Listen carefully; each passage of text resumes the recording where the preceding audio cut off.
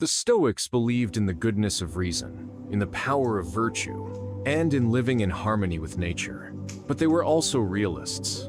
They understood that not everyone we meet walks the same path of wisdom. Some people deliberately choose manipulation, cruelty, and destruction, not out of ignorance, but out of will. In Stoic thought, it is vital to recognize such people, not to hate them, but to guard ourselves with clarity and strength. Marcus Aurelius reminded himself daily, "When you wake up in the morning, tell yourself, the people I deal with today will be meddling, ungrateful, arrogant, dishonest, jealous, and surly." This wasn't pessimism, it was preparation. The Stoic does not live in denial. They open their eyes wide to reality and remain calm within it. Identifying the signs of a truly malicious person isn't about judging others. It's about preserving your peace and protecting your path toward virtue. 1. They take pleasure in other people's misery. There's a particular darkness in a person who smiles, quietly or openly, when others are suffering. This isn't just apathy. This is the deliberate enjoyment of another's downfall. They don't simply fail to comfort. They feel satisfaction from your struggle. It gives them a sense of power, of control, of superiority. In everyday life, these people often mask their malice with sarcasm or subtle remarks. They'll pretend to be joking, but their words cut deep. When you stumble, they're not the ones to help you up. They're the ones who observe with folded arms, perhaps even a smirk. Sometimes, they cloak their sadism under the veil of honesty or tough love. But make no mistake, their intention is not to heal. It is to harm, or at the very least, to feed their own fragile ego by watching yours collapse. From a Stoic perspective, this reveals a soul still enslaved to the most destructive passions: envy, pride, and cruelty. Epictetus once said, "It is not he who reviles or strikes you who insults you, but your opinion that these things are insulting." While that truth gives us internal control, it doesn't excuse the malicious intent of others. When someone rejoices in your pain, it shows the complete lack of eunoia, a Greek term the Stoics cherished, meaning goodwill toward others. Without it, they are not just flawed, they are dangerous. A person who is silently delighted by your misfortune is not just distant from virtue, they are acting in direct opposition to it. For the Stoic, the flourishing of others should inspire gratitude and connection, not resentment. The world is already full of chaos. Those who cheer for more suffering do not deserve space in your peace. These individuals may seem charming on the outside. They may laugh loudly at jokes, gather friends, speak with confidence. But notice who they become when someone else rises. Do they celebrate, or do they mock behind closed doors? Do they encourage, or do they compete with venom? Their true nature always reveals itself not in how they treat you when you're useful, but how they behave when you're vulnerable. People like this are often deeply insecure. They feel threatened by joy they can't control, success they didn't create, or healing they can't delay. Their happiness is comparative, not internal. They don't want to climb higher, they just want you to fall lower. In a world striving for goodness, these are the ones pulling the other way.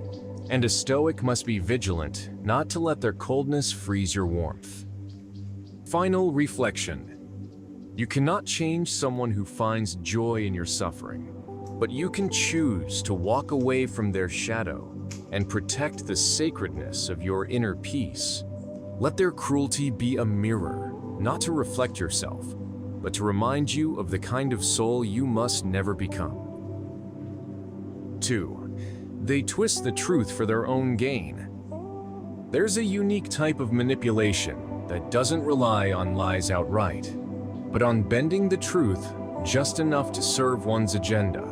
These are the people who reshape narratives, omit key details, or emphasize certain facts to craft a version of reality where they come out clean, strong, and justified, while others are left confused, blamed, or ruined. This is not ignorance. This is strategy. People who twist the truth often present themselves as victims when they are, in fact, the perpetrators. In arguments, they highlight your tone while conveniently ignoring their words. In public, they present half-stories that subtly assassinate your character. In private, they tell you that you're remembering it wrong. And if you try to call them out, they may accuse you of overreacting or being too sensitive. This kind of manipulation is deeply corrosive, not only to relationships, but to your sense of reality. You begin to doubt yourself. Did you really say something wrong? Did you misinterpret that event? Were you really the one who caused the problem? This psychological tactic is sometimes called gaslighting, but in Stoic terms, it's a deliberate assault on logos. The Stoic principle of reason and truth that governs the cosmos and should also govern our lives.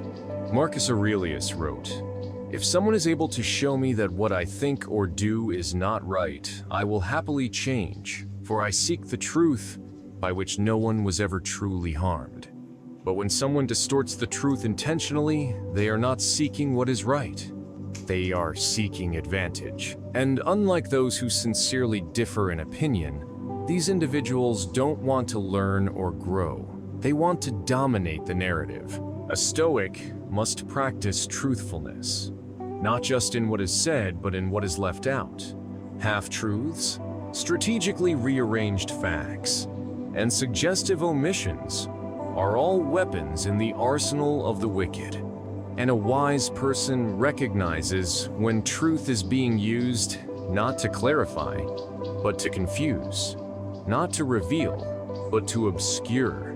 These manipulators often hide behind charisma or status. They may be smooth talkers, good storytellers, or respected professionals. But their true nature emerges in how often they speak of others behind closed doors, how consistently their truth benefits them alone, and how unwilling they are to engage in honest accountability. Stoicism teaches us to keep our integrity intact, no matter what the world throws at us. And one of the greatest tests of that integrity is how we respond when someone warps the truth to make us look small while elevating themselves. Venal reflection. In a world where stories are easily weaponized, remain committed to clarity.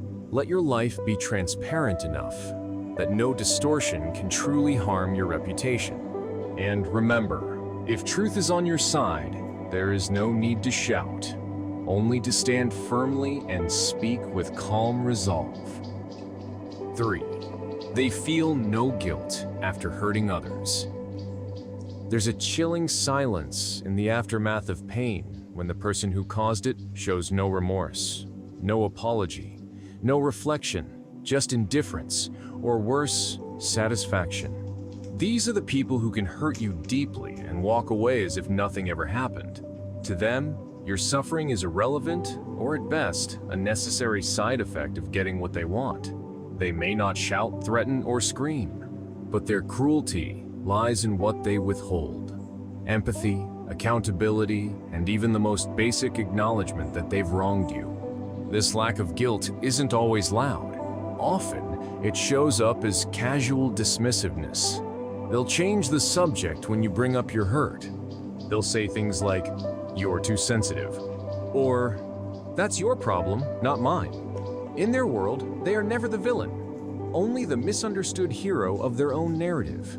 This inability to feel guilt is not just an emotional deficiency, it's a moral one. From a Stoic perspective, guilt has a role, not as a tool for self-punishment, but as a signal that one has deviated from virtue. It invites us to correct our course, realign with reason, and restore harmony with others. Marcus Aurelius reminds us, if it is not right, do not do it. If it is not true, do not say it. A person without guilt lacks this inner compass. They may know they've done wrong but choose not to care, and that choice is what separates the misguided from the malicious. These people often justify their actions by blaming circumstances, others, or your reactions. They convince themselves, and sometimes even you, that you deserved it. This mental gymnastics protects their ego, but poisons every relationship they touch. Over time, you begin to feel like your emotions are unreasonable, your pain is invalid, and your expectations are too high. This is how emotional predators thrive, by numbing your ability to demand decency. But let's be clear, true strength lies in taking responsibility. A Stoic understands that causing harm, even unintentionally, deserves reflection, not because we must grovel, but because our integrity demands that we examine the consequences of our actions. Without this moral pause, life becomes a battlefield of unchecked egos, where the strongest are not the wisest, but the coldest. When you meet someone who feels no guilt after hurting you, run. Not with anger, but with clarity. They are not interested in growth, only gratification. They do not seek peace, only control. And no amount of love, patience, or sacrifice will change a heart that refuses to see itself clearly. Final reflection. A person who feels no guilt after inflicting pain is not just unkind, they are unsafe. Your duty is not to fix them, but to protect your peace. Because in a world where hearts are often hardened, choosing compassion for yourself is an act of quiet but powerful rebellion. 4. They are experts at manipulating and dividing people. Some of the most dangerous individuals are not those who shout or strike, but those who whisper. They operate quietly, skillfully, drawing people into their narratives, spinning webs of half-truths and emotional bait until no one knows what's real anymore. These people are not content to simply influence others. They aim to control them. And one of their most devastating tools is division. They divide to conquer. They separate people to remain at the center of power, untouched, unquestioned. These manipulators thrive on emotional chaos. They plant seeds of doubt in one person, spread half-truths to another, and then sit back and watch the conflict unfold. While everyone else is busy fighting each other, they remain above suspicion, often seen as the voice of reason or the misunderstood victim. This ability to distort perception is not a coincidence, it's a deliberate strategy. They often present themselves as deeply misunderstood, surrounded by people who just don't get them. They seek sympathy from one group while throwing subtle jabs at another. If you confront them, they'll twist your words and emotions until you're not sure what you're even upset about. Worse, they'll convince others that you are the unstable one, the jealous one, the aggressor.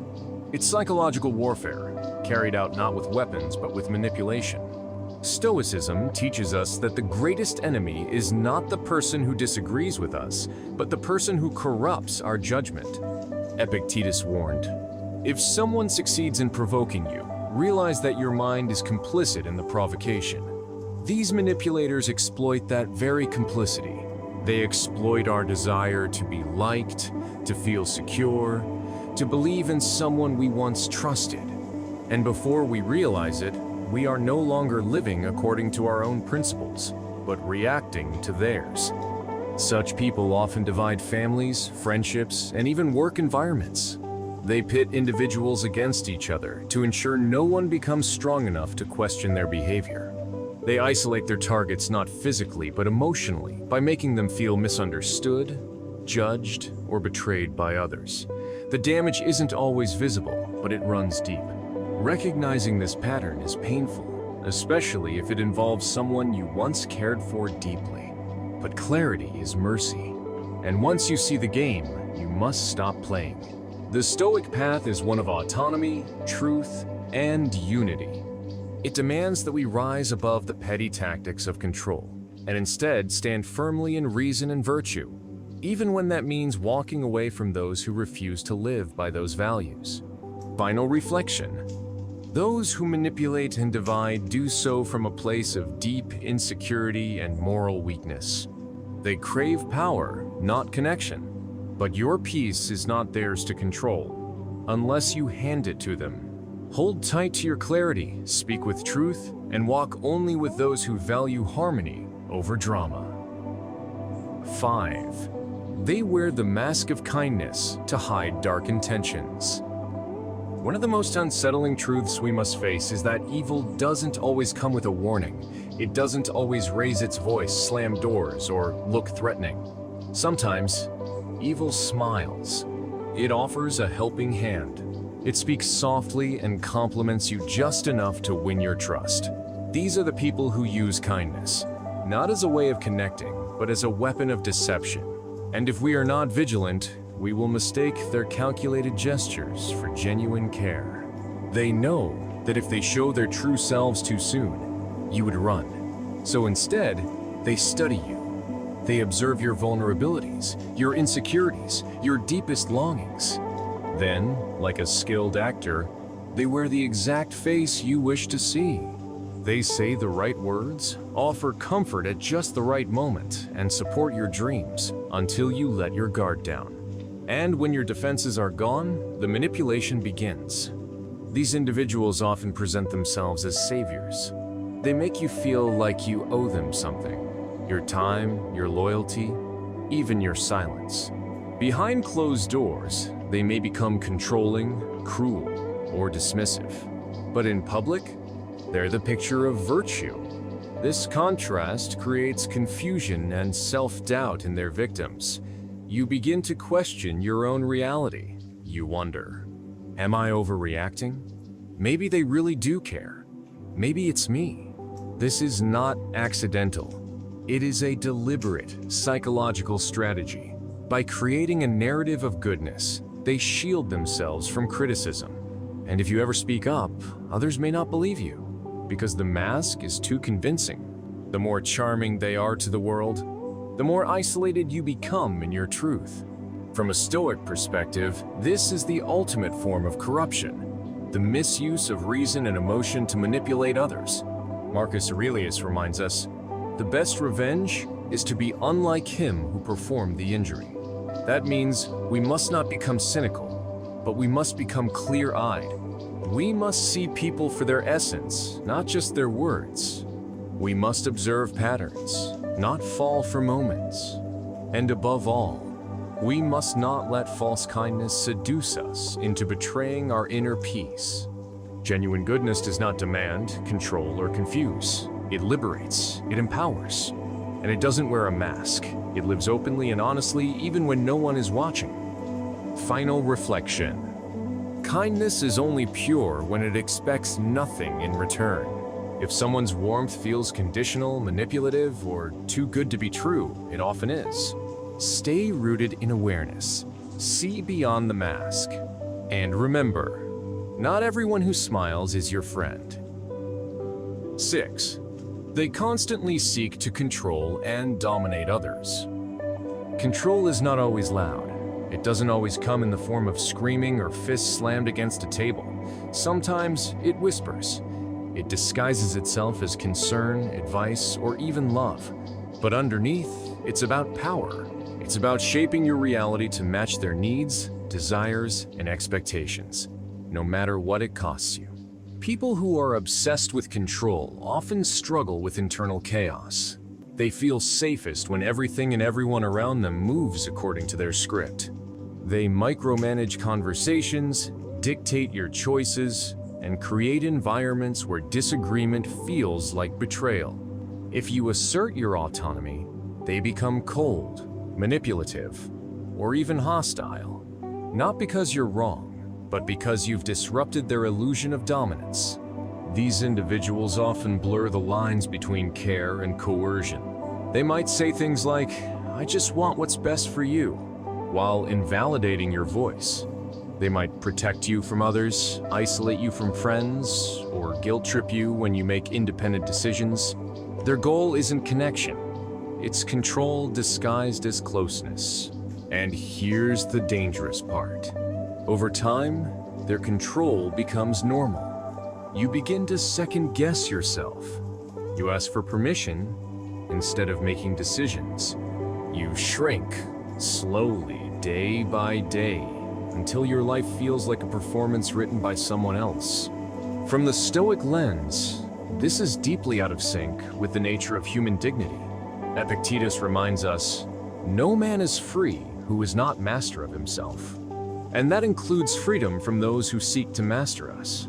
Stoicism teaches that true relationships are based on mutual respect, not power dynamics. A Stoic never seeks to dominate others, only to govern themselves. We must learn to recognize the signs of dominance early. Are you always walking on eggshells around someone? Do they twist your words, question your sanity, or reward your obedience with temporary peace? These are not the marks of love. They are the red flags of psychological warfare. To reclaim your freedom, you must first believe you deserve it. Then, you must act. Even if that means setting boundaries, walking away, or standing firm in your truth.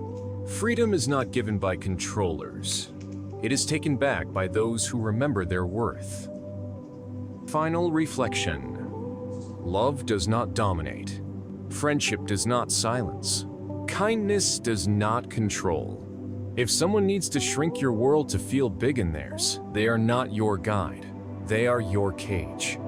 And no soul deserves to live in one. 7. They lack empathy and honesty.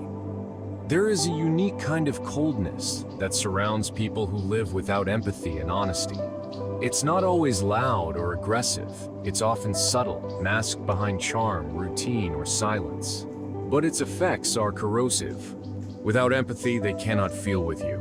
Without honesty, they cannot be real with you. What you're left with is a hollow shell of connection. Something that looks like a relationship on the outside, but is empty within. Empathy is the bridge between hearts. It is what allows us to step into someone else's pain without needing to fix it, to listen deeply without judgment, to hold space for another human being's experience. People who lack empathy don't just fail to support you. They dismiss, diminish, or even exploit your emotions. When you're hurting, they minimize it. When you succeed, they downplay it. When you're vulnerable, they weaponize it.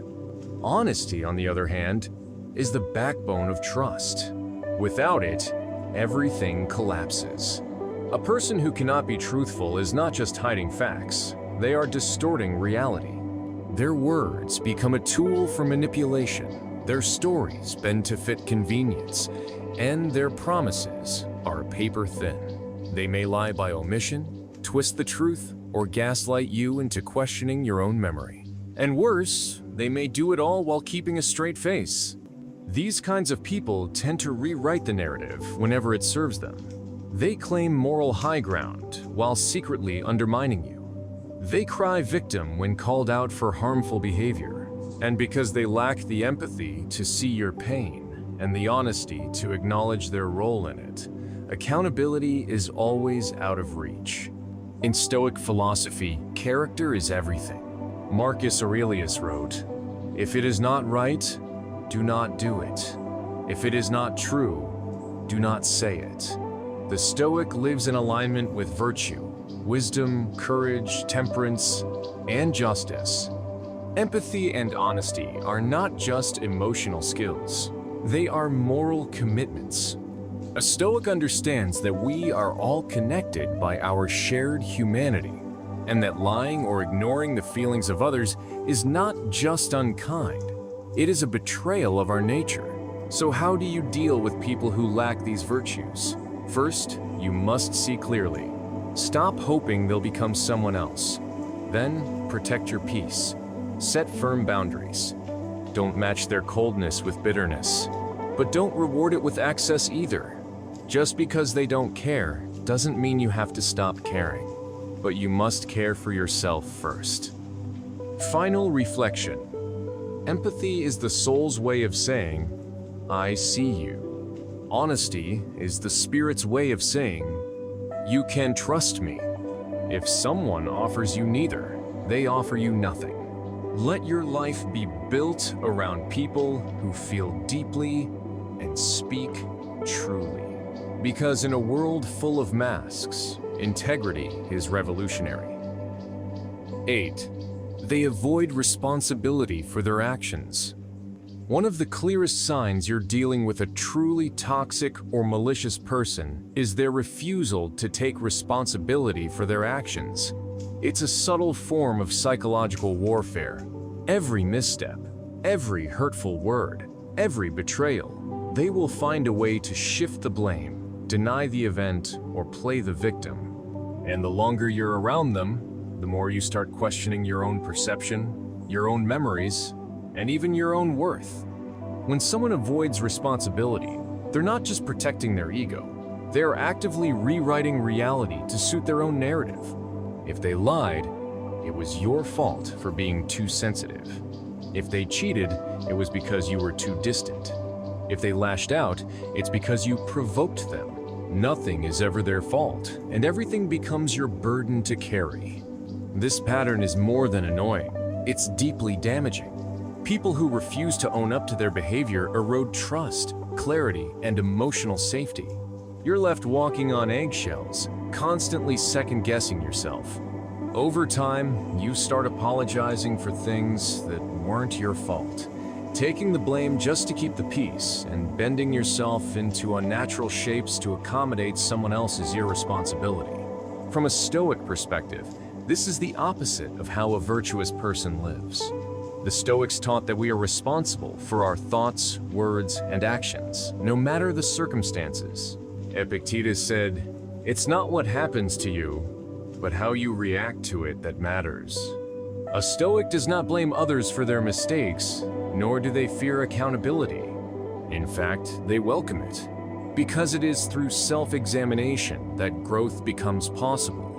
When someone constantly avoids responsibility, what they're really doing is avoiding growth. They are choosing comfort over courage, denial over truth, ego over integrity. And the cost? Relationships that never evolve, conflicts that never resolve, and lives that stay trapped in a loop of immaturity and dishonesty. It's important to understand that you cannot reason with someone who refuses to see themselves honestly. You cannot teach responsibility to someone who is addicted to blame. What you can do is step back, protect your mental space, and refuse to participate in their delusions. Final reflection. Responsibility is not a punishment. It is a power. When someone runs from accountability, they are running from their own potential. But you have the strength to face yourself with courage and humility. Surround yourself with people who do the same, because growth begins where blame ends. 9. They feel joy when you fail or fall apart. One of the darkest traits of malicious individuals is their subtle delight in your failure. They may not cheer out loud, but you can sense it. In the way their eyes flicker with satisfaction, in the way they respond with forced sympathy that doesn't match their body language, or how their advice suddenly becomes dismissive instead of supportive. This isn't just insecurity, it's malevolence. They thrive when others fall because it temporarily lifts them out of their own mediocrity.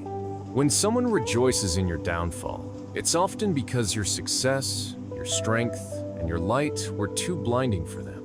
Rather than doing the hard work of improving themselves, they take a shortcut by hoping you collapse.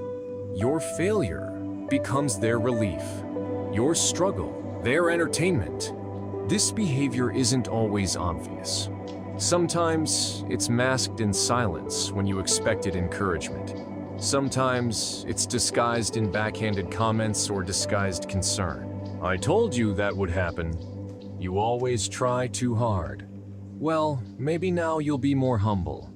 These are not the words of someone who loves or respects you. These are the arrows of someone who needed your failure to validate their own fear of growth. In Stoic philosophy, Marcus Aurelius reminds us to pay attention to the company we keep. The happiness of your life depends upon the quality of your thoughts. And thoughts are often shaped by those we surround ourselves with. If someone's inner world rejoices at your pain, their external smile is a mask you must learn to see through. That's not love. That's quiet hostility. True friends and strong souls will never celebrate your misery. Even when you fall, they will kneel beside you, not to pity but to lift. They'll say, "You're stronger than this," and I know you'll rise again. These are the people who believe in your strength even when you don't, and they'll never use your pain as proof of your failure, but rather as a stepping stone to your growth. When you're around someone who subtly enjoys your misfortune, you begin to shrink. You become cautious about sharing your joy, fearful of being judged when you're high and abandoned when you're low. This is not a safe space. This is emotional sabotage. Stoicism teaches us not to be ruled by praise or criticism, success or failure, but it also teaches discernment, to recognize who is truly walking beside you and who is merely watching from the shadows, waiting for you to fall. A Stoic doesn't seek approval. A Stoic seeks truth. The final reflection: be watchful of those who smile when you stumble, because not everyone clapping is cheering for you, and not everyone silent is wise. Some hearts celebrate in secret when yours breaks, but yours, dear soul, must never be like theirs. Let their shadow be your lesson, and let your integrity be your answer. 10. They test your patience just to feed their ego. Some people aren't interested in love, peace, or mutual respect. They're addicted to control. To them, patience is not a virtue. They see it as a tool to manipulate, a boundary to break, a wall to climb just to prove they can. These individuals constantly push your limits, not because they care about growth, but because seeing you bend without breaking feeds something in their ego. Dominance, superiority, or simply the pleasure of knowing they still have power over you. They show up late repeatedly, not by accident, but because it makes them feel important when others wait. They ignore your messages, only to reply when they feel like asserting control. They stir conflict out of nowhere, just to observe how far you'll go to keep the peace. It's not about miscommunication. It's about domination disguised as difficult personalities. Over time, their behavior becomes a test, a game. How long can you tolerate their mood swings, their silent treatments, their emotional withdrawals? How much can you endure before you snap? And when you finally confront them or walk away, they label you as the problem, calling you sensitive, dramatic, or ungrateful. Stoicism doesn't ask us to be emotionless.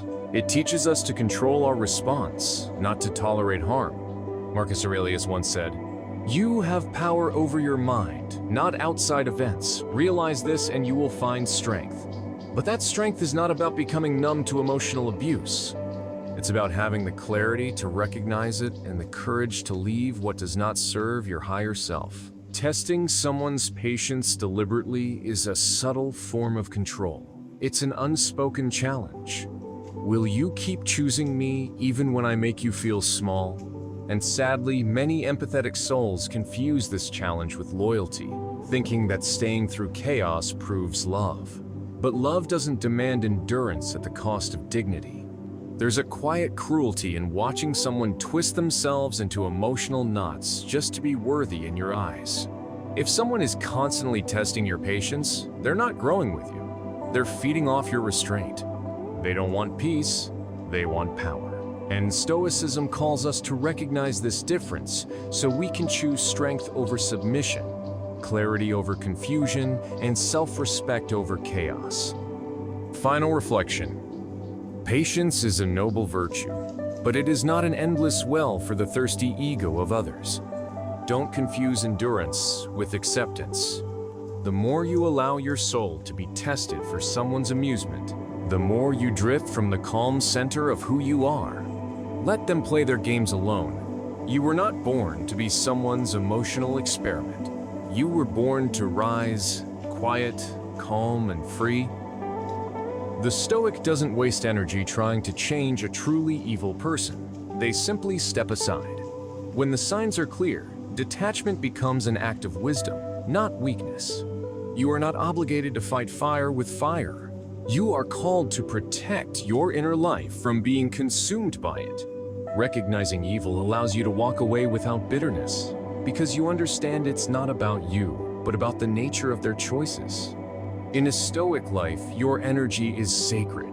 It must not be drained by those who thrive on chaos or domination. Evil exists, and your job is not to fix it, but to refuse its entry into your soul. Remain just, remain strong, but remain distant.